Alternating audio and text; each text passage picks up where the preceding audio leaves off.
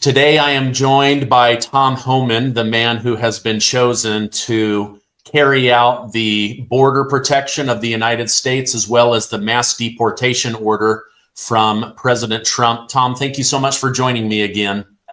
Hey, thanks for having me.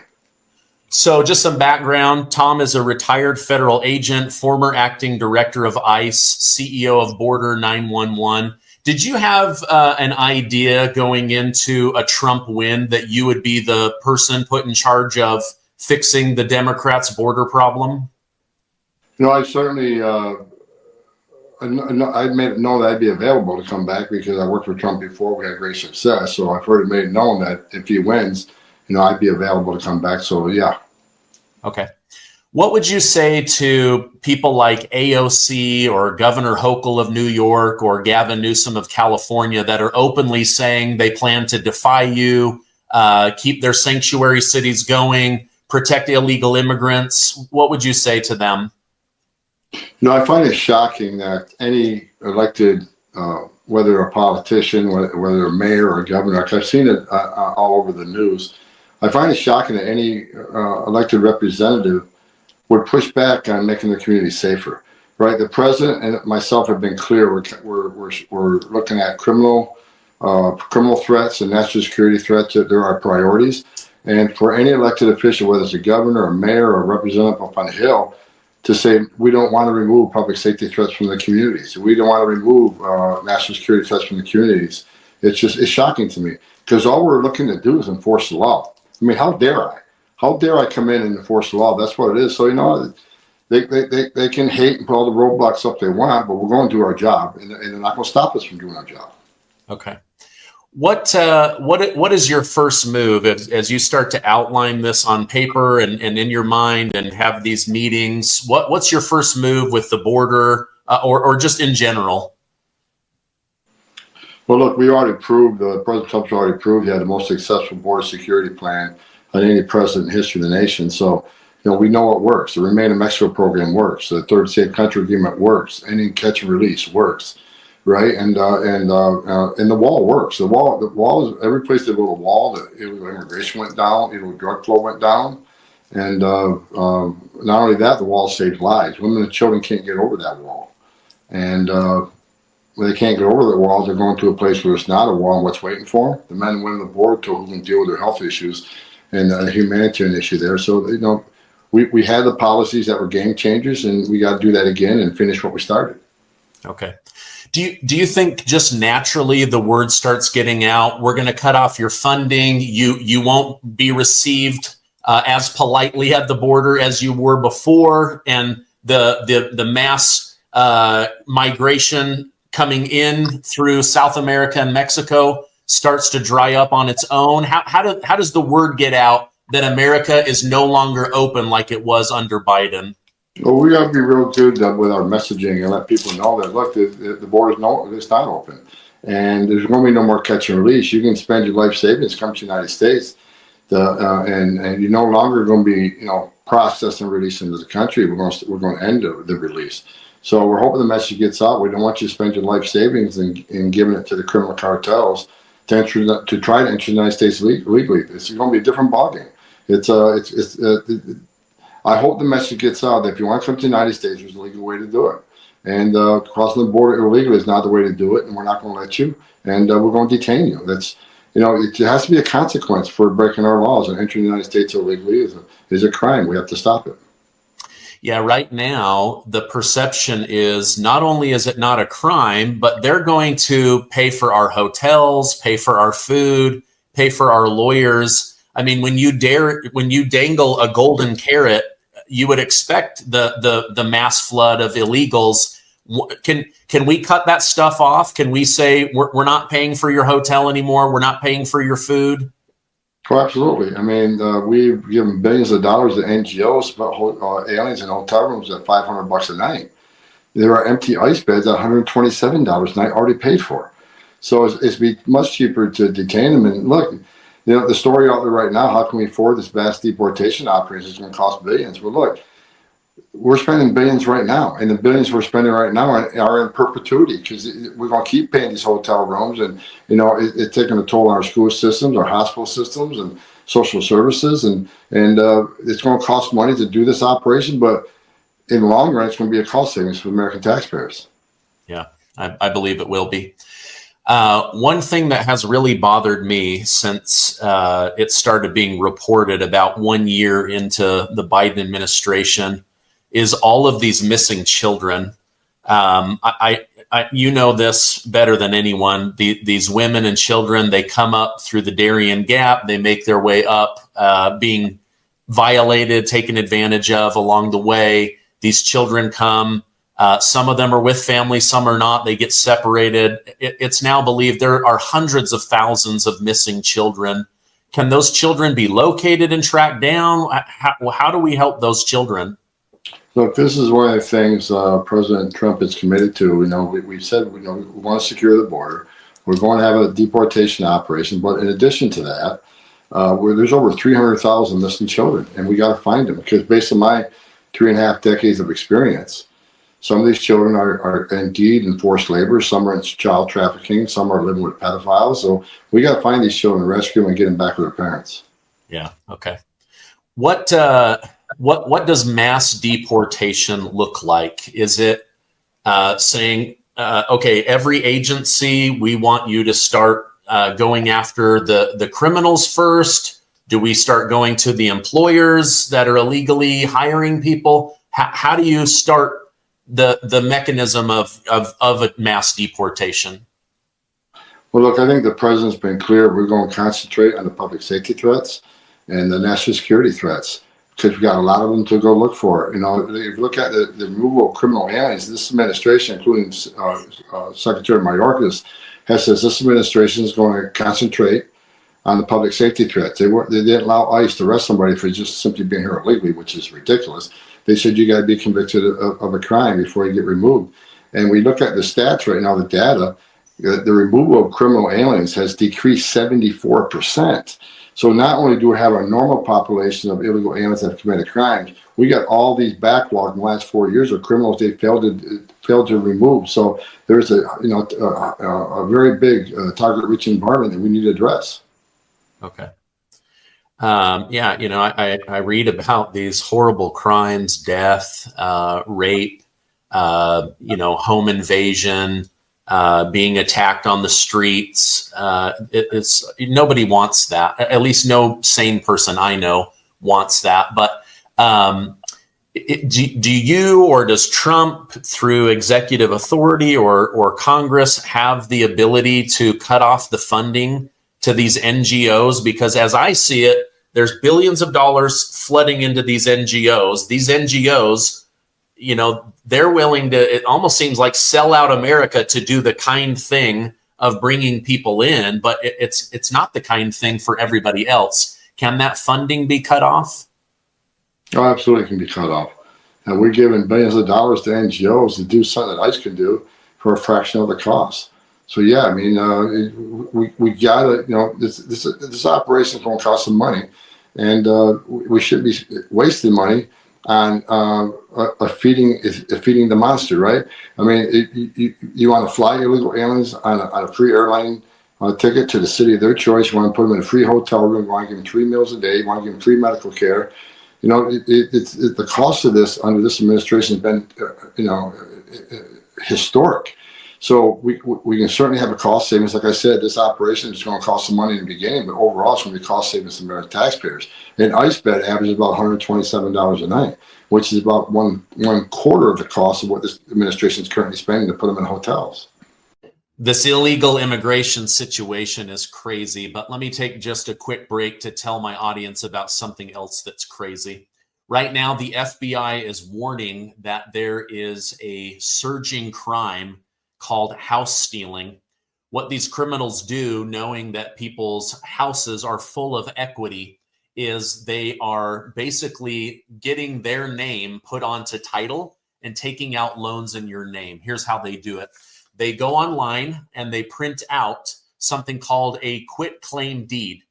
They then buy a notary stamp off of Amazon, and they go to your local county clerk and they forge your signature and address, and boom, they change the ownership of your home title over into theirs. They then take out loans in your name, and you don't find out about it for 60 to 90 days. By then, they've left you with a nightmare.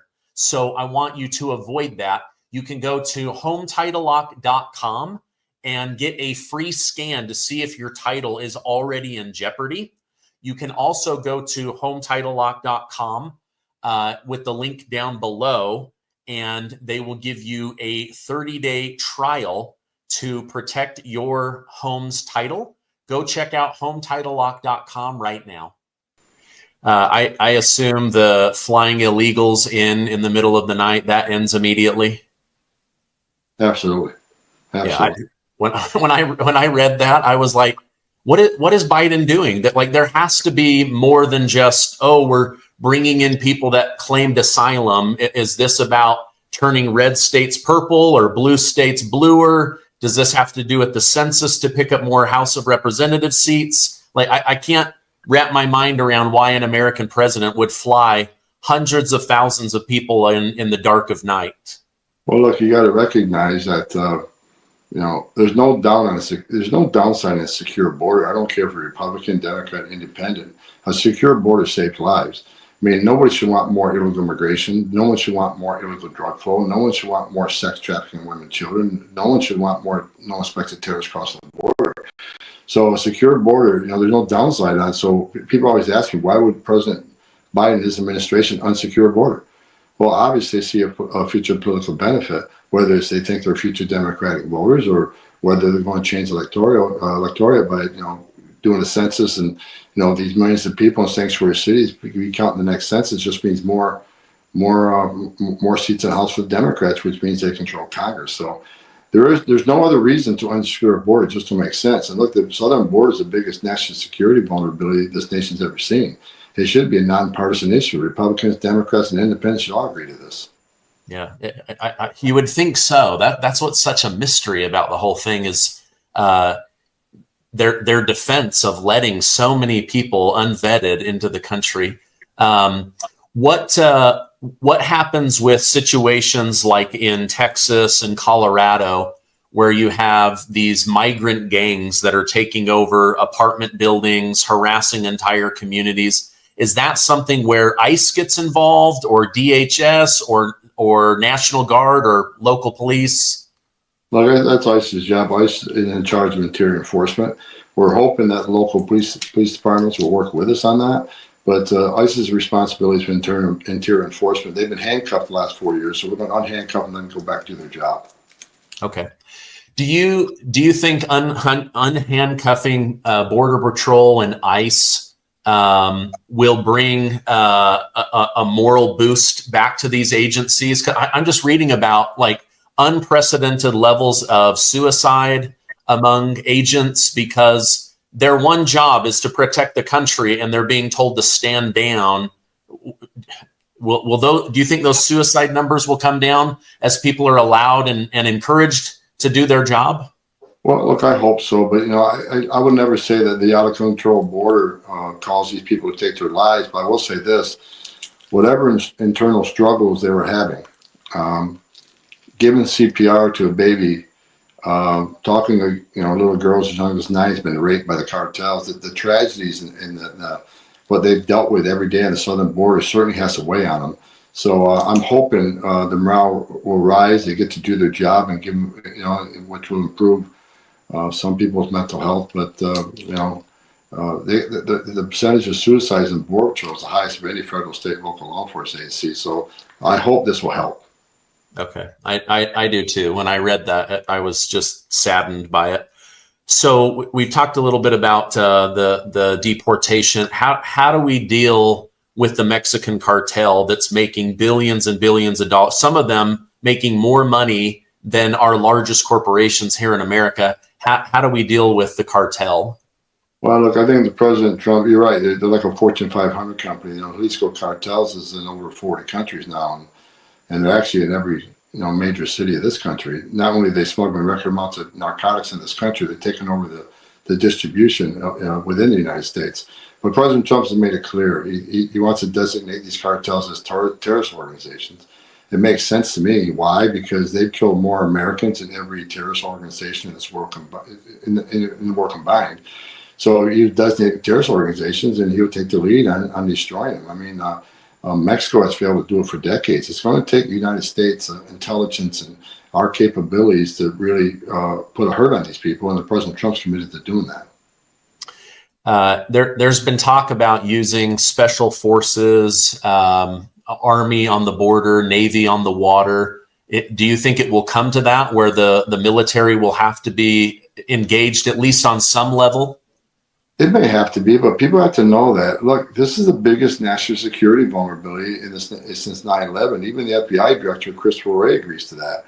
So this is about protecting our national security. So if the military needs to get involved, then we need to get them involved, because this is the biggest danger to this country right now, and we need to fix it. We need to solve it.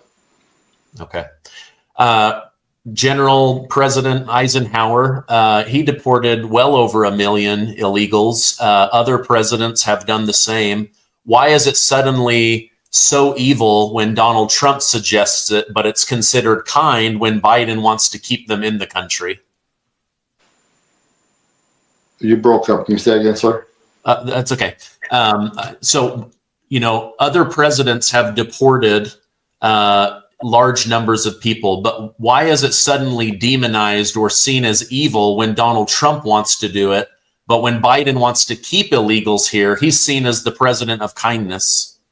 Well, look, even under President Obama, in FY 12, fiscal year 12, we removed 409,000 people. That was a record for the agency.